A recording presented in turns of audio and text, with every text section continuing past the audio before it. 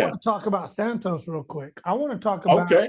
your claim to fame in the NFL, how you took what you're teaching now, how that resonated in your life on a celebrity status platform.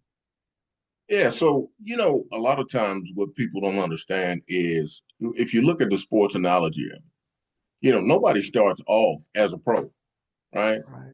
You go through Little League takes you maybe to travel ball takes you to high school takes you to college. Then from college, if you're lucky, you get a shot at the possibility of playing in a minor league and then in the majors, Yeah. or in my case, from college to the NFL. Mhm.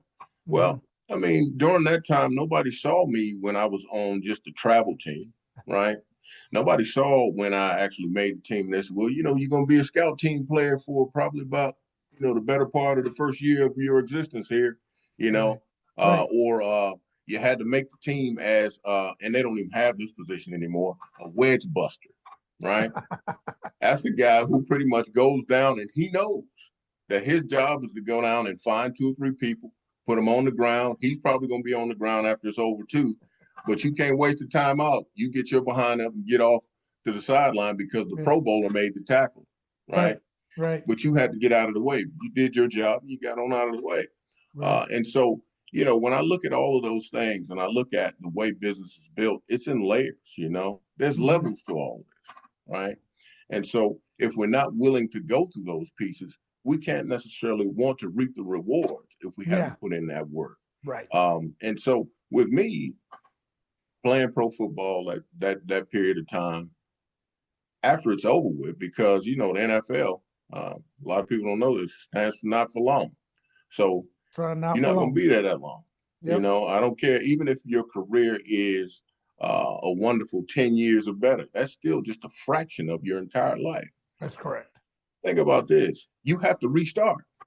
Mm-hmm. You got to start all over again. Whatever business you decide to do, if you decide to coach, if you decide to go on and open a business, if you start a nonprofit, whatever it is, you got to start over because you got to learn the skills that it's going to take in order for you to be able to open that business and to be a viable part of the marketplace. And Right. so 20, 30 years ago, I knew that that was something that I was going to have to do. And so while I was playing, I started to learn those pieces. But at the Nice. same time, getting into the marketplace, you've got to be humble enough to know that you don't know everything. And when you do get into that place, Mm-hmm. you learn from some of the best people that are already there. But for me, leadership and leadership in its totality is all relational. Yes. Now, and that's from the top down and from the bottom up. If in fact I'm going to create a team that's successful, I've got to then be open enough to be able to share what my desires are, but quiet enough to listen to Yes. what everybody else wants to do as well. One of the best conversations I have almost every single time I take over a new leadership post is I sit across the table from all of my young leaders and I ask them, where do you want to be in the next 5 or 10 years? And more importantly, what is my role in assisting you to get there? Yeah. That's powerful.